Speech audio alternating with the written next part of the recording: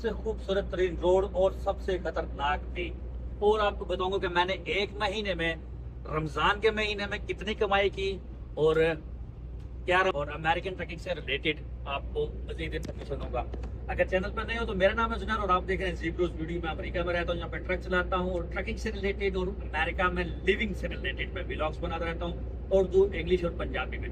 मुझे कर दीजिए सब्सक्राइब और बैठिए मेरी साथ वाली सीट पे, क्योंकि बहुत मजा आने वाला है बोस। रमजान का आखिरी अशरा शुरू हो चुका है। आज 21वां रोजा है और अल्हम्दुलिल्लाह रमजान जैसे गुजर रहा है, जैसे हमारी उम्र, जैसे जैसे हमारी उम्र गुजरी है वैसे वैसे रमजान भी गुजरी जा रहा है। बहुत स्पीड में रमजान गुजर रहा है। और आपको मैं बताऊंगा कि क्या आपको रमजान में रोजा रख के ट्रक चलाना चाहिए। और शुरू के जो पहले 4-5 रोजे हैं वो काफ़ी मुश्किल होते हैं, और उसके बाद आपको ऐसी आदत पड़ जाती है कि आपका दिल ही नहीं करता कि आप मतलब रोज़ा छोड़े नहीं जाता है। आप घर में जो रोज़ा मैं रखता हूँ वो मेरे लिए थोड़ा ज़्यादा मुश्किल होता है, इसलिए रमज़ान में मैं कोशिश करता हूँ कि मैं maximum time on the road हूँ, क्योंकि साथ साथ मैं पैसा कमा लूँ, साथ साथ मैं अपनी आखिरत भी कमा लूँ। तो ये 2 बॉलों पर एक शॉट मारने का एक बहुत अच्छा तरीका है। और इस वक्त जो मैं गुजरा हूँ I-64 West Virginia, one of the most beautiful and most dangerous and most empty roads around the country. कोई भी नहीं है, खूबसूरत इलाके, खूबसूरत नज़ारे, अकेले हम और अकेले तुम। जहाँ तक बात करें आज के लोड की, तो आज का लोड मैंने ओहायो से ही उठाया है, अपनी स्टेट ओहायो से उठाया है और मैं जा रहा हूँ वर्जीनिया, रिचमंड के पास। ये तकरीबन वही 600 माइल्स का रफली ट्रिप बनता है। और ये लोड मैंने कितने का उठाया और इस लोड में मैंने कितनी कमाई की, और इस लोड में मुझे कितनी मुश्किलात आई, कितने का मेरा पेट्रोल और डीजल लगा, और वो चेक इंजन भी ऑन है, और खूबसूरत रास्ते, और जो टेम्परेचर है इस वक्त बढ़ना आहिस्ते से शुरू हो गया है, और सर्दियों से जो गर्मियों का सफ़र है वो शुरू हो गया है। और बहुत मज़ा भी आ रहा है हल्का हल्का सा, और 12 बजे रोज़ा लगना भी शुरू हो गया। और आज के इस लोड के बारे में आपको बताता हूँ कि ये मैंने, और ये लोड मैं उतारने जा रहा हूँ, ये मैंने जो लोड है ये वालमार्ट का लोड है। और वालमार्ट का जो डिस्ट्रीब्यूशन है one of the biggest companies around the world. और इस पे लोड कैसे उतारते हैं और कैसे चेक इन करवाते हैं, और क्योंकि जहाँ पे भी हमें लोड उठाना होता है या लोड हमें डिलीवर करना होता है वहाँ पे हर कंपनी का अपना मुख्तलिफ तरीका, मुख्तलिफ रूल्स एंड रेगुलेशन होते हैं, तो आपको वो फॉलो करने पड़ते हैं। और इस वजह से अभी आपको मैं वालमार्ट जा रहा हूँ, और जो मेरा 600 मील का ट्रिप है ऑलमोस्ट ये रह गए हैं, थोड़ी सी ऑलमोस्ट मेरी 85 माइल्स रह गए। I am almost there, 1.5 hour में मैं इंशाल्लाह वहाँ पे पहुँच जाऊँगा। और ये I-64 वेस्ट वर्जीनिया, इसको मौत की वादी भी कहा जाता है और इसको वादी कैलाश भी कहा जाता है। यहाँ पे बहुत ज़्यादा जो हिरन है, हिरन बहुत बेचारे मरते हैं यहाँ पे। और हिरन से जो एक मैंने पिछले वीक एक डैश कैम में रिकॉर्ड किया था हिरन, वो भी आपको मैं दिखाऊंगा। अभी थोड़ी देर मैं वीडियो लगाता हूँ कि हिरन कैसे मरता है, बेचारा बहुत गंदा मरता है। और बहुत सारे जानवर यहाँ पे मरते हैं। और ये वाहिद रोड है कि जहाँ पे इंसानों से ज़्यादा जानवर होते हैं। बहुत रेयर है कि आपको यहाँ पे वो कोई आपको ट्रैफिक मिले। और यहीं से मैंने आज भी गुजरना है और कल भी मैं यहीं से वापस गुजरूंगा। और ये जो यहाँ पे जो चढ़ाइयाँ, इंतहाई खतरनाक चढ़ाइयाँ और इंतहाई खतरनाक जो इसकी वो है डाउन हिल्स, वो भी बहुत खतरनाक है। अभी आगे साइन आ रहा है, इट मीन्स कि अगर आप ये थोड़ा सा साइन देखें, इट मीन्स कि यहाँ पे ये जो साइन है, ये साइन जो गुजरा है, इसका मतलब ये है कि नेक्स्ट 3 माइल के अंदर आपको हो सकता है कि यहाँ पे हिरन आपके सामने से गुजरे। और इतनी इतनी खाइयाँ, ये देखें आपको वो नीचे से दरिया, खूबसूरत और खतरनाक एट द सेम टाइम। और उसके बाद फिर मैं आगे पहुँच के आपको अपडेट करता हूँ, मजीद बताता हूँ वालमार्ट के बारे में, बताता हूँ कि आपने लोड वहाँ पे कैसे डिलीवर करना है। तो जैसे ही मैं अपनी डिलीवरी वाली लोकेशन पे पहुँचूंगा तो वहाँ बैठ के मैं अपने फिर जो कापी पेंसिल है हिसाब वाली कापी खोलता हूँ और देखता हूँ कि इस महीने मैंने कितनी कमाई की है। सो फार 3 हफ्ते हो चुके हैं और 3 हफ्ते के जो मैंने लोड है वो अपने लिखने हैं। और इस हफ्ते के बारे में आपको बता दूँ कि मैंने कितने पैसे कमाए हैं और जो मेरा टारगेट था क्या वो मेरा टारगेट अचीव हुआ है, प्लस मैंने कितने पैसे खर्च किए हैं। और छोटा सा आपको हिंट बताता हूँ कि कल छोटा सा काम तो मैंने $1250 आउट ऑफ द पॉकेट इसके ऊपर लगाया, और which is part of the game. अगर आपने पैसा कमाना तो आपको पैसा लगाना भी पड़ता है। और जहाँ पे आप अगर हज़ारों रुपए कमाते हैं तो आप हज़ारों ट्रैकिंग में लगाते भी हैं, लेकिन एंड ऑफ द डे आप कुछ ना कुछ अपने पॉकेट में लेके जाते हैं। तो अभी वो मैं पीछे मेरा सारा हिसाब पड़ा हुआ है, अभी वहाँ पे पहुंचूंगा मैं। तो जैसे डाक पे लगा के थोड़ा सा मेरे पास घंटे 1.5-2 का काम होगा तो उसके अंदर हम बैठ के जो हिसाब है वो करते हैं और फिर मैं आपको बताता हूँ। तब तक के लिए स्टे ट्यून्ड। दुनिया का जो सबसे बड़ा ट्रक स्टॉप है ईस्ट कोस्ट पे, वो मैं आपको इस वीडियो में दिखाता हूँ। और यहाँ पे तकरीबन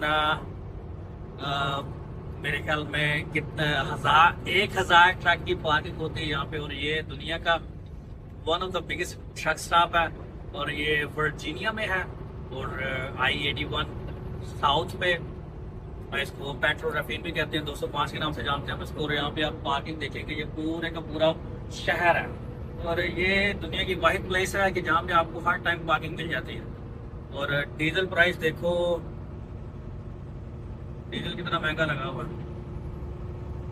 ये आधे मील का ट्रक स्टॉप है, दुनिया का सबसे बड़ा, one of the biggest truck stop. America में एक आयोवा 80 ट्रक स्टॉप है और एक डे ट्रक स्टॉप है, one of the biggest truck stop है ये। डेस्टिनेशन पे हम पहुंच गए हैं और इस वक्त हम गॉर्डनविल वर्जीनिया रिचमंड के पास। और यहाँ पे एक लोकल ट्रक स्टॉप है और have a look, free parking. आप रात को पार्किंग भी कर सकते हैं यहाँ पे, आपको आगे फूड मिल जाएगा। और यहाँ पे मैं तकरीबन 5-6 साल पहले आया था लास्ट टाइम और अब काफ़ी उससे बाद आया हूँ। और आज जो वेदर है, जो मौसम है वो बड़ा सुहाना है। तकरीबन 77 डिग्रीज, अबाउट 80 डिग्रीज है। और बड़े दिनों बाद इतनी थोड़ी सी गर्मी देखी है। अपनी साइड पे अभी भी सर्दी चल रही है, लेकिन है कि साथ ही मैकडॉनल्ड्स है, जिसने जो कुछ खाना हो। भाई मैं तो नहीं खाता मैकडॉनल्ड्स, आई हेट इट। और लेकिन ये भी बड़ी अच्छी जगह है,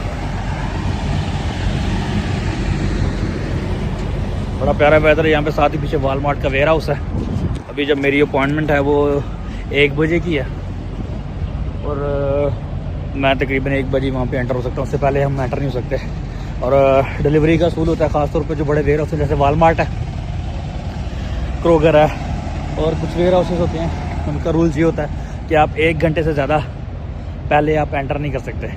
कुछ होते हैं जो पहले भी ले लेते हैं और लेकिन ये वॉलमार्ट है ये काफ़ी स्ट्रिक्ट होते हैं।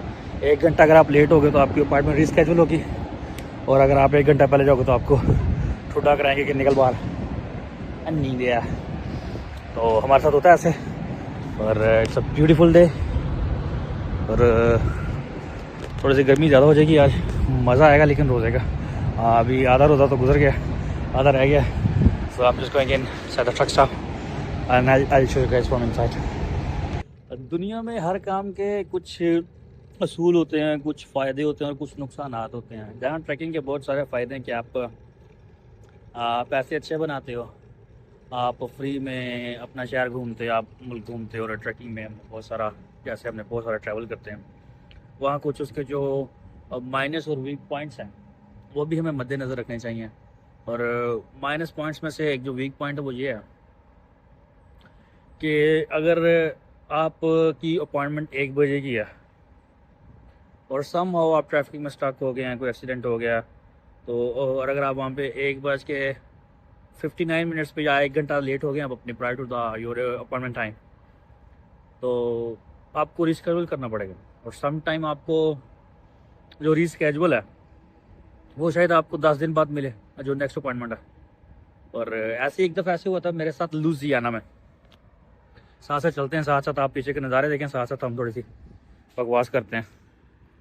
तो लुजियाना में था मैं, ये बात है 2017 की या 2018 की।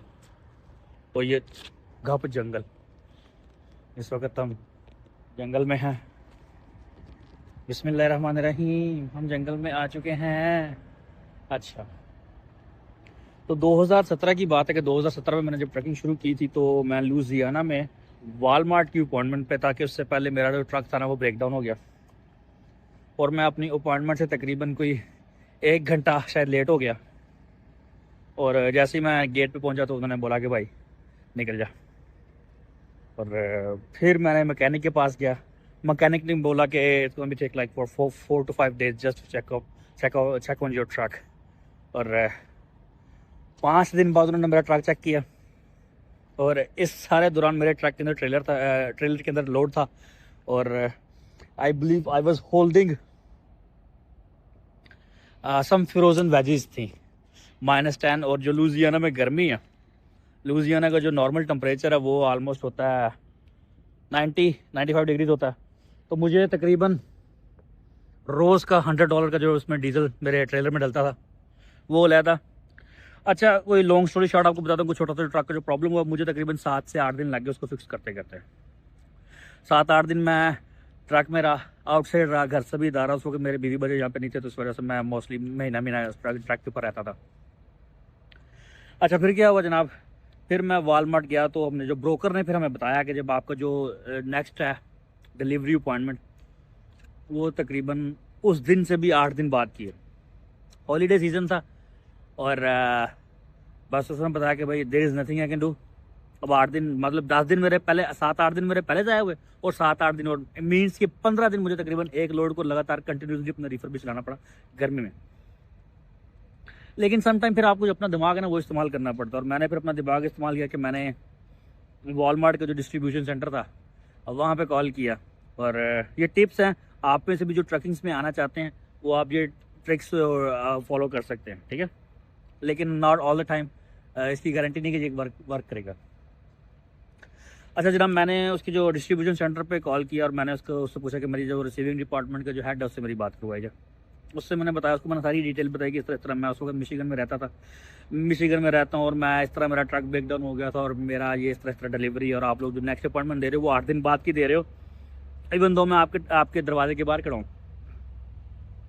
तो उसने मुझे ये बताया, कहते कि देखो there is nothing I can do, और अगर हमारा हॉलीडे सीज़न हम बहुत बिजी हैं। मैंने उनको ये भी ऑफर कराई कि मैं लोड खुद अंदर आके अपना जो ट्रेलर से अलहदा लोड भी अपना खुद उतार लेता हूँ, क्योंकि मुझे फोर्कलिफ्ट भी चलाना आता है, मैंने वेयर हाउस में भी काम किया। उन्होंने डिनाई कर दिया बेसिकली। उनको बोला कि इंश्योरेंस की जो हमारी चीज़ें हैं इस वजह से हम वो नहीं कर सकते यार, इंश्योरेंस रिक्वायरमेंट्स वगैरह होती हैं तो हम नहीं कर सकते। लॉन्ग स्टोरी शॉर्ट, लॉन्ग तो फिर भी होएगी, ये चलो आप लोग भी वेले मैं भी वेला हूँ इसलिए आपको बता रहा हूँ। अच्छा, मैंने उसका नाम पूछ लिया, उसका नाम था जेसिका, ठीक है। उसका नाम जेसिका था। तो जनाब मैंने उससे नाम पूछ लिया, तो 4 बजे उनकी शिफ्ट खत्म होती है, मुझे पता था। 5 बजे मैंने कॉल किया, मैंने उसको बताया कि मैंने ना जेसिका से मेरी बात हुई है और उसने मुझे बताया था कि आप लोग ले सकते हो, आपके पास थोड़ी सी गुंजाइश है, नेक्स्ट शिफ्ट जो आएगी तो वो उसके अंदर थोड़ी सी गुंजाइश होगी तो शायद वो आपकी ले ले। अब जब उसने सुना कि इसकी जेसिका से बात भी हुई है और उसको लगा कि वाकई शायद कोई बात हुई है, उसने फिर थोड़ा सा वो रिस्क लिया। उसने कहा कि आप ऐसा करो कि आप ऐसा करो, गेट पे आ जाओ, let's see what we can do for you. फिर जनाब मैं गेट पे गया, मैंने गेट पे जाके तरला मारा उनका मारा। मैंने कहा मुझे इस तरह जिस बंदे का नाम तो उसका नाम मुझे आज भूल गया। फिर मैं उधर चला गया उसके पास, तो मुझे उसने बुलाया। उन्होंने फिर जब मुझे अंदर बुलाया तो उन्होंने मेरी अपॉइंटमेंट कंप्यूटर में डाल के देखी, उन्होंने पता तुम्हारी अपॉइंटमेंट तो वाकई 8 दिन बाद की है। फिर मैंने तरला तुरला मारा और फिर उन्होंने मेरा लोड उतार दिया। मैं उनको ये भी ऑफर कराई कि मैं अंदर आ जाता हूँ, मैं उतारता हूँ। उनका नहीं, मैंने फिर बहुत थैंक यू बोला। और कभी कभी इस तरह जो ट्रिक्स हैं, आपको जो तरला है, आप अगर तरला अच्छा कर सकते हो ना तो आप फिर समटाइम कामयाब हो जाते हैं, लेकिन समटाइम आपको जो पुट्ठा भी पड़ जाता है। और ये एक छोटा सा वाक़या था। और ट्रैकिंग के जो बैड स्ट्रक्चर, और इट डज नॉट मैटर कि बाहर बर्फ़ पड़ी है, तूफ़ान है, आंधी है, ब्लैक आइस है, टोर्नेडो है, जंग है, क़यामत है, दजाल आ गया है, आपका लोड टाइम पे उतरेगा अगर आप, हाँ लेकिन अगर वो कंपनी वाले बिहाइंड है, मतलब कि समटाइम होता है ना कंपनी के पास अगर 10 ट्रक की गुंजाइश उन्होंने 20 बुला ली हैं, वो आपको अगर एक पूरा दिन भी बिठा लें तो there is nothing you can do. आपको बैठना ही पड़ेगा, आपके हक में नहीं जाएगा कि आपको कोई ब्रोकर आपको 100-150 रुपये एक्स्ट्रा देके पूरा दिन आपका जो ज़ाया कर देगा। आपकी ईद शबरात है, वेयर हाउस में गुजरती है। लेकिन अगर आप लेट हैं, आपकी गलती है, तो there is nothing they can, आपको वो जो अकोमोडेट बिल्कुल भी नहीं करें, आपको ज़रा सा भी वो नहीं रिलीफ देंगे कि यार बंदा बाहर से आया, डजंट मैटर। उनको सिर्फ अपने 8 आवर्स पूरे करके शिफ्ट खत्म करने का वो होता है कि मैं अपनी शिफ्ट पूरी करूँ और मैं यहाँ से जाऊँ। तो ये जो ट्रकिंग के one of the weakest point है, जो कि चीज़ बहुत बुरी लगती है, ये उनमें से एक है। बाकी ये भी थोड़ा सा टाइम रह गया अपॉइंटमेंट टाइम में, ट्रक में जाता हूँ, थोड़ा सा रेस्ट करते हैं और फिर वहाँ जाके आपको मैं वालमार्ट के जो डिस्ट्रीब्यूशन सेंटर वो अंदर से दिखाता हूँ, बताता हूँ कि यहाँ पर हम लोड कैसे उतारते हैं। Stay tuned. इस वक्त मैं वालमार्ट के अंदर एंटर हो चुका हूँ डिस्ट्रीब्यूशन सेंटर में, और ये आपका पेपर वर्क आपको ऐसे बना दे देते हैं और आपको फिर ऑफिस में जाके ये सबमिट करना होता है। और ये इस तरह ट्रेलर्स आपके लगा के, इस तरह ये ट्रक वाला लगा रहा है, आपका लोड उतारते हैं। आज बहुत बिजी हैं, ऑलमोस्ट तकरीबन 25 ट्रक तो बाहर मेरे सामने खड़े थे देखो, और टैंकरों में डाकते हैं। आपको मैं वापसी भी दिखाता हूँ। अच्छा, कुछ कंपनीज के ना असूल होते हैं कि आपने ट्रेलर जो है वो अपने ट्रक से अनहुक करना है। तो अब आपको बताता हूँ कि मैंने ट्रेलर अनहुक कैसे किया है। और क्योंकि एक रिकॉर्डिंग करने वाला नहीं था, आपने इसको बस फ्रंट और ट्रेलर को आपस में से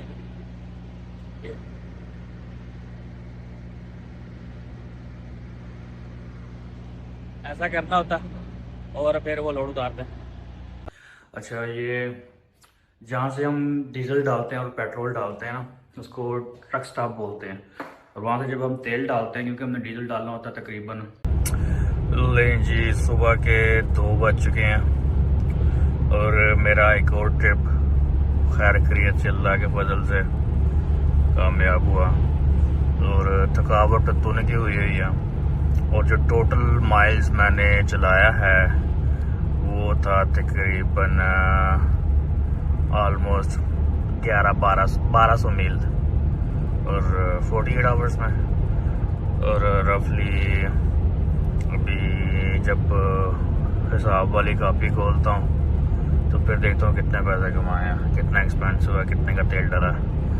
और पूरी दुनिया इस वक्त सोई हुई है और हम घर की तरफ जा रहे हैं। 2 बज गए और 5 बजे फिर उठना है, सैरी करना है और उसके बाद फिर सोऊंगा इंशाल्लाह। फिर वीडियो एडिट करके मैं लगाऊंगा।